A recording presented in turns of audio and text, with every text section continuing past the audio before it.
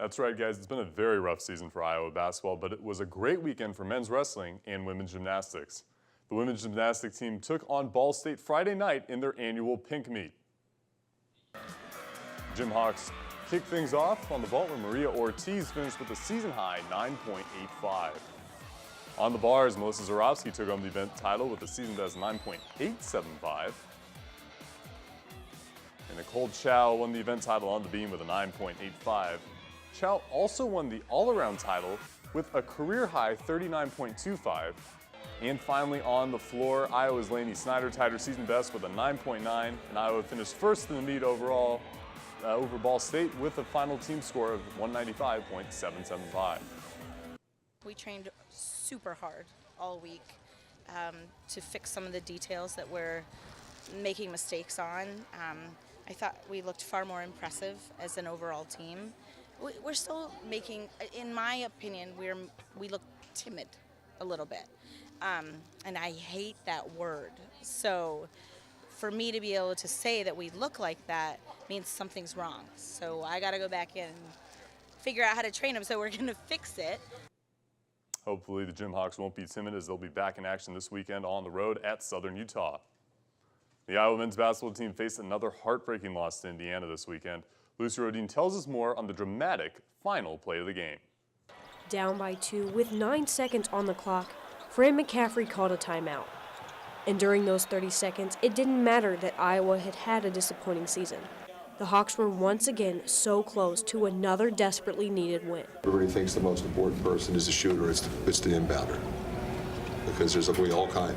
You can draw up any play, but everything, you don't know what's going to happen. And this was the perspective of Iowa's Jordan Bohannon as he had the opportunity to win their game against Indiana with his final shot that didn't go in. I came to the ball and they were sagging off me quite a bit. I just did a hip move and just a normal one dribble pull up like I normally do in practice that I've been working off my entire life, but it just didn't fall. I was so confident in that shot. I'm confident if he shoots and there's 5 people on him. You know, I thought obviously Bohannon's shot was going in on us, but you know, we're lucky to come out of here with it. I'm more disappointed in myself. One, for not knowing how much time we had on the clock. You know, that's solely on me. I should have been able to get us get a better look. And then, you know, just the fact that we came close and we weren't able to pull that one out is definitely frustrating. And just like their game against Indiana, Iowa's season is best described as frustrating. No one has really lost like this before. You know, everyone in their high school careers and even last year, you know, we haven't been, you know, losing like this. So it's different. And but we got a lot of strong and strong-minded guys in there who are, you know, going to work and keep working. We're blessed to play this game.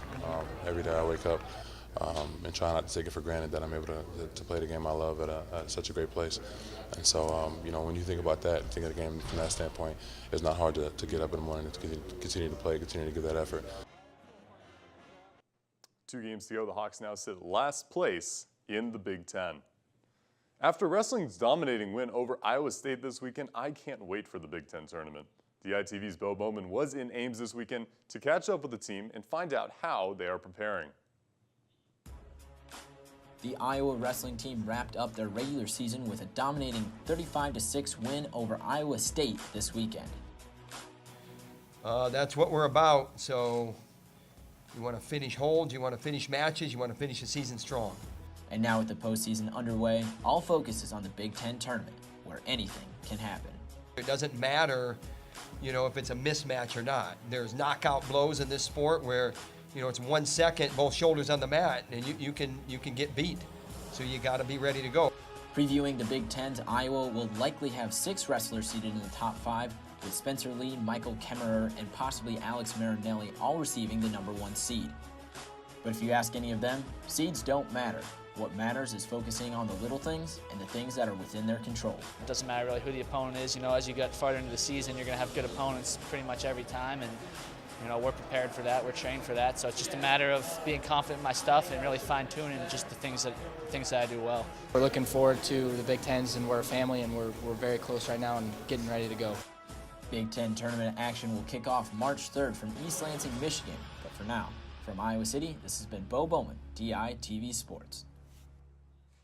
That will be it for our wrestling team until Big Ten's Witch kickoff March 3rd. But before that, tune in Thursday for a special March 1st show and a special Mat Side show as well with Bo Bowman and Jim Gertis previewing the Big Ten tournament. And tune in tomorrow to see our Mary-Kate Aaron go through an intense professional athlete training session.